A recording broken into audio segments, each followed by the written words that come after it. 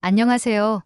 제 이름은 에이미예요. 저는 예일대학교에서 바이올린을 전공하며 클래식 음악을 공부하고 있는 학생입니다. 제가 바이올린을 처음 시작한 건 5살 때였어요. 엄마가 말하기로 그때부터 손에 바이올린을 쥐고 잠들 때까지 놔두지 않았을 정도로 음악을 사랑했대요. 어릴 적부터 저는 바흐와 브람스를 연습하며 클래식에 흠뻑 빠져 있었고 줄리어드 예비학교를 거쳐 현재의 예일 음대에 입학하게 되었죠. 음악은 제 삶의 전부였고 하루도 연습을 거르지 않으며 그 길을 위해 헌신해 왔습니다. 그러던 어느 날 저에게 아주 특별한 변화가 찾아왔어요. 예상치 못했던, 그리고 그 어떤 변화보다도 강렬했던 경험이었죠. 모든 것은 제 룸메이트인 윌로우로부터 시작됐어요. 윌로우는 열성적인 K-팝 팬이었어요. 아침부터 저녁까지 방에서는 항상 K-팝 음악이 흐르곤 했죠. 저는 클래식 음악 외에는 큰 관심이 없었고 사실 K-팝을 너무 시끄럽고 화려하게만 생각했기 때문에 윌로우의 음악에 별 관심을 두지 않았어요. 그런데 어느 날 제가 가장 사랑하고 존경하는 팝스타 브루노 마스가 블랙핑크의 로제와 함께 신곡을 발표했다는 소식을 듣게 되었어요. 그 곡의 이름은 아파트였죠. 제가 사랑하는 브루노 마스가 K-팝 가수와 협업을 했다는 사실에 처음에는 충격을 받았어요. 늘 진지하게 음악을 다뤄온 그가 K-팝과 협업을 한다니 솔직히 조금 당황스러웠죠. 하지만 동시에 호기심이 일었어요. 음악을 통해 늘 깊은 울림을 주는 브루노 마스라면 이번 협업곡도 뭔가 특별할 것 같았어요. 결국 저는 유튜브에서 아파트를 재생해 보았습니다. 사실 클래식만 듣던 저에게 이 곡은 굉장히 낯설었어요. 강렬한 비트와 함께 시작된 로제의 목소리에 순간 숨이 멎는 것 같았죠. 그녀의 독특한 허스키한 목소리가 강한 인상을 남겼고 순간 저의 편견이 완전히 무너지는 경험을 했습니다. 이 곡에서 그녀의 보컬은 단순한 아이돌의 노래가 아니었어요. 그녀가 표현하는 감정, 세밀하게 컨트롤된 고음 처리, 그리고 그 속에 담긴 진정성이 제게 깊은 인상을 주었죠. 그 후로 저는 아파트를 몇 번이고 반복해서 들었습니다. 제가 처음 이 곡을 듣던 날 밤은 정말 잊을 수 없었어요. 평소에는 밤늦게까지 연습실에서 연습을 마치고 돌아와 고요한 방 안에서 클래식을 들으며 하루를 정리하곤 했죠. 하지만 그날 밤은 달랐어요. 조심스레 이어폰을 껴서 로제와 브루노 마스의 목소리를 듣고 또 들었어요. 그동안 시끄럽게만 여겨졌던 K-팝이 오히려 새롭게 다가왔고 노래가 끝날 때마다 저는 숨을 고르며 다시 플레이 버튼을 누르곤 했어요. 그날 이후로 제 음악 세계는 이전과 달라졌어요. 그 후로 저는 블랙핑크에 대해 더 많이 알아보고 싶어졌어요. 유튜브에서 블랙핑크의 다른 뮤직비디오를 찾아보았고 그들의 무대 매너와 퍼포먼스에 깜짝 놀랐어요. 그들은 단순히 무대에서 춤을 추고 노래하는 것이 아니라 그 자체가 예술이었어요. 각각의 곡과 무대가 그들만의 색깔로 채워져 있었고 클래식 연습실에서 매일 반복되는 리듬과는 또 다른 강렬한 느낌을 주었어요. 그들의 무대를 보고 있자니 연습실에 앉아 바이올린을 켜는 저도 그 에너지를 받고 싶다는 생각이 들었습니다. 클래식 음악 전공자로서 저는 여전히 매일 아침 일찍 연습실에 나가 스케일을 연습하고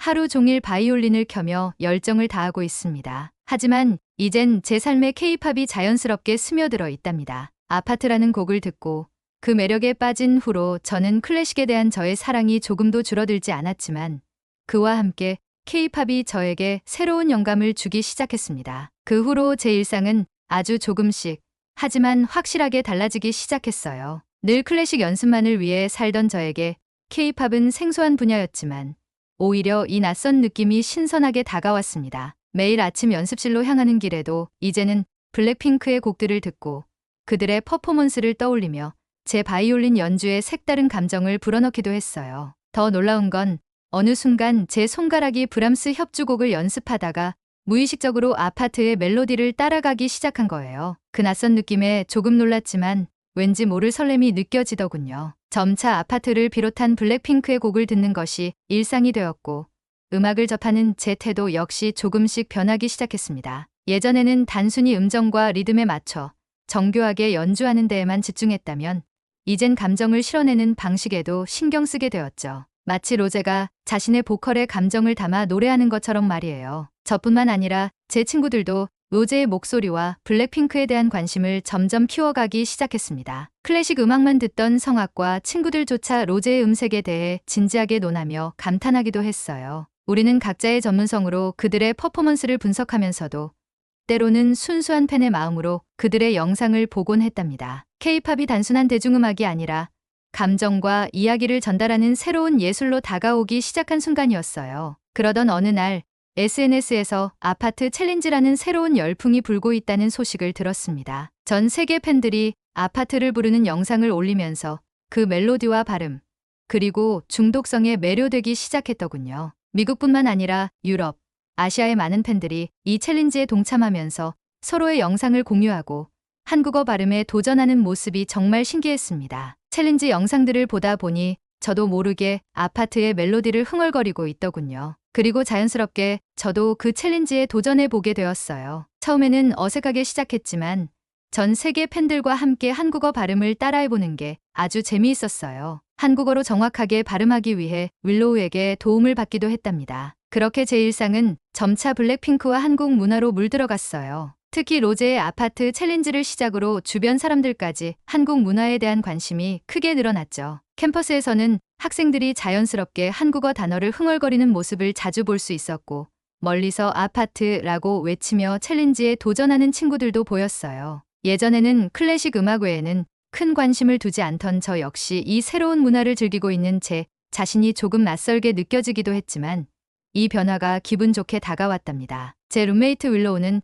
그동안 K-팝 팬으로서 저에게 여러 차례 K-팝의 매력을 설명하려 했었지만 제가 그다지 귀담아 듣지 않았다는 사실을 떠올리며 씩 웃곤 했어요. 그러면서도 그녀는 저와 함께 한국어 발음 연습을 하거나 블랙핑크의 새로운 음악을 들으며 한참을 떠들곤 했습니다. 저도 덩달아 윌로우와 함께 한국 예능 프로그램을 찾아보게 되었어요. 그들의 자연스러운 유머와 편안한 분위기는 저를 매료시켰고, 이제는 K-팝뿐만 아니라 다양한 한국 문화까지 접하게 된 제 모습에 점점 더 애정을 느끼기 시작했죠. 그리고 어느 순간부터 저도 모르게 한국 음식에 대한 호기심이 생겼어요. 예전에 로제가 김치볶음밥을 먹으며 즐거워하던 영상이 떠오르면서 저도 김치볶음밥을 먹어보고 싶다는 충동이 들었죠. 처음에는 조금 망설였지만 한인마트에서 김치와 고추장을 사와 직접 만들어 보기로 결심했습니다. 주방에서 열심히 볶아낸 김치볶음밥은 낯선 향을 풍겼지만 그 맛은 정말 놀라웠어요. 매콤하면서도 깊은 맛이 감돌았고,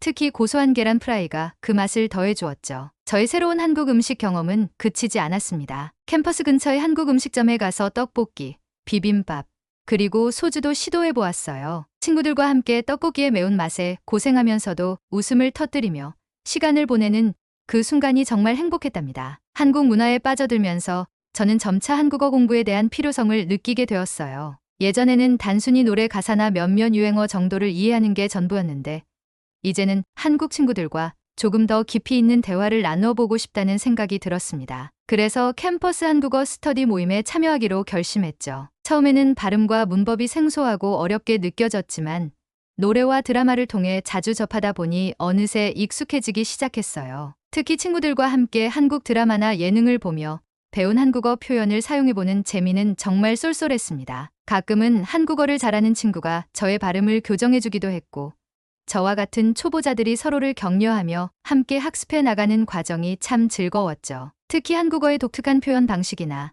감정이 담긴 말투는 저에게 새로운 시각을 열어주었어요. 이 경험을 통해 단순히 외국어를 배우는 것이 아니라 언어를 통해 그 나라의 문화를 더 깊이 이해할 수 있다는 것을 느끼게 되었습니다. 그리고 얼마 지나지 않아 저는 그동안 익숙해지지 않았던 한국의 예능 프로그램까지 보며 웃고 즐기는 제 모습을 발견하게 되었어요. 한국 예능의 유머 코드와 빠른 편집, 특유의 자막 효과가 처음엔 낯설었지만 이제는 그 매력을 온전히 이해하게 되었습니다. 친구들과 함께 예능 속 장면을 따라하며 웃고 떠들다 보면 하루의 스트레스가 모두 날아가는 기분이 들었답니다. 시간이 지날수록 저는 캠퍼스에서 한국 문화를 더욱 즐겁게 받아들이고 있었습니다. 아파트 챌린지로 시작된 작은 호기심이 이제는 제 일상의 중심이 되었고, 그로 인해 저의 삶에도 큰 변화가 생긴 것이죠. 그렇게 시간이 흐르면서 저는 점점 더 한국 문화를 깊이 이해하고 싶다는 열망이 커졌습니다. 마침내 드디어 한국에 직접 가보겠다는 결심을 하게 되었어요. 친구들과 함께 한국을 여행하며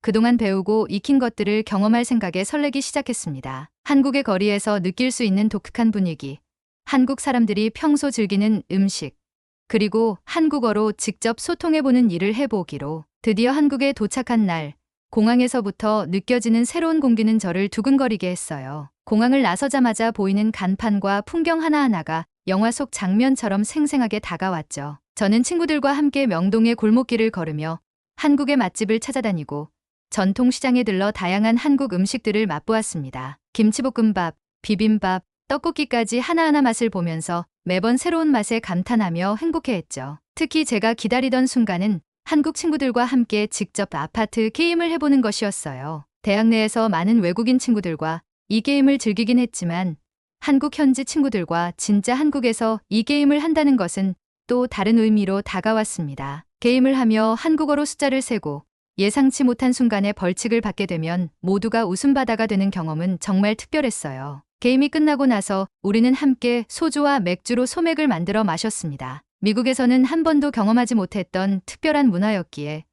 첫 소맥을 마시는 순간은 조금 어색하면서도 신기했습니다. 소맥을 만드는 법을 배운 뒤로는 제가 직접 비율을 맞추어 다른 친구들에게도 만들어 주었고 한국 친구들은 제 서툰 소맥 제조 실력에 웃으며 다양한 꿀팁을 알려주었습니다. 밤이 깊어갈수록 서로에 대해 더 많이 알게 되며 한국과 미국의 문화 차이에 대해서도 깊이 이야기를 나누었어요. 한국에서는 친구들끼리 서로 도와주고 가까이서 챙겨주는 문화를 아주 자연스럽게 여긴다는 것이 인상 깊었습니다. 친구들은 저를 배려해 한국어로 천천히 말하거나 쉬운 표현을 써가며 저를 편하게 해주려 했고 저는 그들의 따뜻함에 큰 감동을 받았습니다. 그런 한국 친구들의 진심, 어린 배려와 따뜻한 마음에 감사함을 느끼며 이 경험이 단지 여행이 아니라 인생의 큰 전환점이 되고 있다는 생각이 들었습니다. 그날 밤 숙소로 돌아온 후에도 에이미는 흥분을 가라앉힐 수 없었습니다. 생애 처음으로 한국의 문화 속에서 진짜로 녹아드는 듯한 느낌이었거든요. 처음에는 그저 짧은 여행이라 생각했지만